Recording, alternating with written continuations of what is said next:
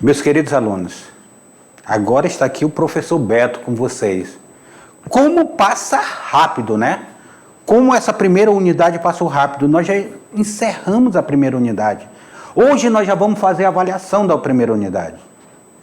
Então, na primeira unidade a gente estudou a antiguidade, a gente estudou a pré-história, entrou na antiguidade, nós vimos os povos mesopotâmicos, que habitavam ali entre o rio Tigres e o Eufrates. Nós fomos para o Egito, vimos os povos egípcios. Saímos do Egito, fomos até o Oriente. Vemos a China, vemos a Índia. Tudo isso nós estudamos dentro dessa unidade. E agora nós iremos fazer uma pequena revisão para vocês fixarem bem, para fazerem uma prova tranquila. Mas pensem em vocês. Quando nós falamos em povos da antiguidade, nós temos que perceber essa transição da pré-história para a história. Uma transição que ela vai do ser se tornar sedentário, do hominídeo se tornar sedentário. Essa sedentarização do homem na terra fez com que ele cultivasse grãos, alimentos. Esse cultivo de grãos e alimento vai levar ele a se organizar socialmente. Olha aí, a polis aparecendo, as primeiras cidades. Então ele se torna um ser político que morava nessa polis. Então ele se organiza socialmente, ele passa, através dessa organização social dele, a ver necessidades do controle de sua produção. Aí ele vai e cria a escrita.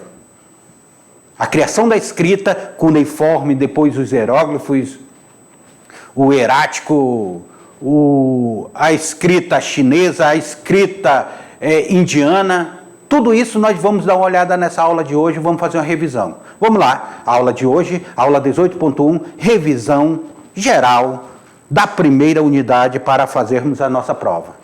Então nós vimos a civilização do Egito, a escrita e economia egípcia, o ministério do Egito, a civilização chinesa e a civilização indiana. A gente começa com a aula que nós trabalhamos lá, que foi a aula 12, que foi a civilização do Egito. Nós percebemos nessa aula que a sociedade egípcia era uma sociedade estratificada, hierarquizada, escravista. A nobreza era a classe dos sacerdotes, os oficiais do exército e das famílias. O faraó tinha um poder absoluto, sendo considerado um deus vivo na terra, o dono do Egito, o chefe da administração, dos cultos religiosos e do exército. Ainda nessa aula, nós vimos a figura dos soldados. Os soldados, que era também uma classe pequena, e sua principal função era garantir a segurança ali do território, porque havia muita invasão do Egito. Os escribas eram os únicos que poderiam conseguir carreira como administrador e ingressar no serviço público. Os escribas detinham a escrita hieróglifa. Os hieróglifos eram os escribas que controlavam. Aí nós vamos para mais uma classe, o artesão, que era uma classe formada por pessoas com habilidades em todos os tipos de artesanato. Ainda falando do Egito, nós vimos as pirâmides. Qual era a função social dessas pirâmides? Aqui nós colocamos a pirâmide de Quéops, a construção que até hoje é um mistério dessa construção. Aí a pirâmide de Quéops, de Khafre, Miquerinos, só essa daí tem 146 metros. Então, nós vimos essa sociedade do Egito, como era que ela se formava, essa sociedade. Como se dava esse processo social dentro dessa sociedade egípcia. Professor, como é... Então, é por isso que o Egito, ele tem uma importância tão grande e ele foi um exemplo tão grande para os povos gregos. Os povos gregos que vão pegar a escrita, vão pegar a cultura, vão pegar a arquitetura dos egípcios e vão adaptar para a sua realidade grega. Então, é por isso que o Egito fica em que continente, aluno? É isso mesmo. Quem respondeu África acertou. Ele não é asiático, apesar de dizer que era o modo de produção asiático, mas ele não era asiático, ele ficava na África. Aí nós vamos aí falando sobre a economia dos egípcios. A escrita egípcia era usada para fins sacros, ou seja, era fins sagrados. E essas escritas, olha os 3 tipos de escrita egípcia que existiu. O hieróglifo, que ele era pouco entendido pela população, só os escribas tinham controle sobre os hieróglifos. Depois é inventado uma escrita mais popular, que é o hierático. Hierático, que vai ser uma escrita mais popular, até chegarmos ao demótico. A civilização egípcia passou a ter mais contato com a cultura greco-romana. Então, os gregos e romanos tiveram bastante contato com os egípcios.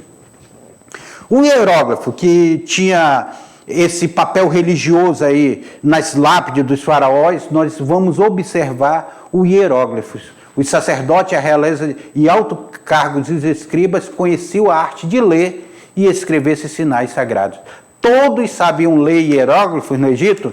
Não, todos não. Só as pessoas de altos cargos, só os escribas sabiam. Então, só a realeza sabia essa leitura, e muitas vezes nem a realeza sabia, só os escribas mesmo. Antes de 3000 a.C., ali já usava-se o hieróglifo como escrita, ou seja, um dos registros mais antigos da história da civilização. A escrita e a economia egípcia existia a escravidão no Egito Antigo, os escravos existiam no Antigo Egito, a maioria dos escravos eles eram capturados por guerra, mas existiam os servos também que trabalhavam nas obras públicas. Havia a escravidão e havia servidão. A escravidão sempre foi insuficiente para cumprir essa mão de obra e suprir essa mão de obra tão necessária para a colheita, para a realização das obras públicas. É por isso que os servos, eles eram também utilizados junto com os escravos. E a economia dos egípcios? Os egípcios eles tinham uma economia forte na questão agrícola. Cultivavam algodão, linho, trigo, cevada, gergelim, legumes, fruta e principalmente oliveiras. O trabalho no campo era realizado com auxílio de um arado de madeira puxado por bois. À margem do rio, os camponeses faziam pomares e hortas, produzindo favas, lentilhas, grão de bico e pepino. Tá? Aqui, eu trago vocês aqui para a nossa sala para a gente olhar a questão egípcia. Olha a cultura egípcia como ela foi forte. Nós temos aí as mumificações, nós temos a escrita, o hieróglifo, nós temos a religião deles, nós temos a economia deles forte na questão agrícola. É por isso que tem um rio egípcio que é um rio muito importante. Como é o nome do rio egípcio? Rio Nilo. O rio Nilo, então, ele tem uma importância muito grande para a economia egípcia, porque é o humus do Nilo que vai banhar a terra e vai solidificar ali, e vai trazer humus para adubar aquela terra para plantar. Tá certo? Então, existe mistério no Egito? Existe. Olhem na aula para vocês. Existe mistério no Egito. O mistério aí são as múmias. As múmias e a religião é um grande mistério. O primeiro mistério é como era que era feita essa mumificação. Vocês viram lá que eles passavam 70 dias dentro de uma mistura, tipo salmoura, tinha cloridato de sódio, hidrato de sódio, cloridato, sal. Então uma mistura aí que era chamada de latrão, eles eram colocados imerso nessa mistura. Esse processo de mumificação demorava 70 dias. Lavar o corpo, purificar o corpo, tirar cada parte do corpo. Os mortos eram transformados em múmia porque eles acreditavam que o corpo iria ficar conservado para a sua vida após a morte. Eles acreditavam na vida após a morte. Lembra da maldição da múmia? Tutancâmon, que também foi conhecido como faraó menino, Ele vai nascer em 1336 a.C. e morreu em 1327 a.C. aí. Durante a escavação da tumba de Tutancâmon, os trabalhadores eles vão morrer de forma inesperada. Acredita-se que era uma bactéria que estava lá dentro da múmia, dentro do túmulo de Tutancâmon, e essa bactéria possa ter contaminado todos eles. Ele era filho do faraó Akhenaton, Tutancâmon. Vimos também, dentro desse mistério do Egito, a vida após a morte. A religião é a primeira a acreditar na imortalidade da alma. Lembrando que o cristianismo, o islamismo e o judaísmo, eles vão pegar essa filosofia egípcia e também vão trabalhar com a imortalidade da alma. Os egípcios, então, cultuavam inúmeros deuses como função de aspectos variados. Eram vários deuses aí, nós vimos na aula passada quem são esses deuses. Eu até orientava vocês a assistirem um filme, Os Deuses do Egito. Os rituais funerários ganhavam uma importância fundamental. O túmulo era para o corpo, o que o corpo era para a alma. Vimos também, lembra quando o professor Loresma trabalhou sobre a China? A China, gente. A China hoje é um grandioso país socialista. A China é grandioso também em extensão, tem uma extensão muito grande a China, mas a China ela tem uma história muito peculiar. São histórias de milhares e milhares de anos. Enquanto aqui na Mesopotâmia, no Egito se desenvolvia uma civilização, lá na China também a civilização era desenvolvida. A cultura dele, a religião, a geografia, a história da China, as dinastias da China, a própria escrita chinesa, que é o mandarim, que era um mandarim que pegava toda a China naquele momento. Olha aí, então, é o que nós vamos ver na revisão dessa aula. A civilização chinesa. O maior rio chinês é o Yangtze-Kiang, originado do Tibete. O rio Ranghun nasce nas montanhas do Tibete, banhado uma grande planície, fertilizando com o Laos. Limita-se ao norte com a Mongólia e a Manchúria, e ao leste e sudeste com o Oceano Pacífico, ao sul com a Indochina e ao oeste com a montanha do Tibete. Alunos, eu quero que vocês percebam uma coisa aqui que nós vamos falar. Quando nós falamos de rio, vocês vão ver essa importância dos rios. Percebam que as principais sociedades que vão surgir, os povoamentos, eles se dão na antiguidade próximo ao rio. Seja lá no rio Tigres e Eufrates, na Mesopotâmia, seja ele lá no Egito, no rio Nilo, ou seja ele no Angqin, lá na China, no Ranghun, nesses rios chineses aí que eu trabalho com vocês. Essas sociedades, elas estão à margem desses rios, buscando esses rios, porque era o rio que trazia a riqueza. Esse limite aí da China. A China tem uma história muito antiga. 6.500 anos antes de Cristo. Se nós olharmos o povo hebreu, que tem pouco mais de 4.000 anos, os chineses, eles têm aí uma história de 6.500 anos antes de Cristo. Já praticava a agricultura, domesticava os animais, mitos, valores e morais. Os chineses já faziam.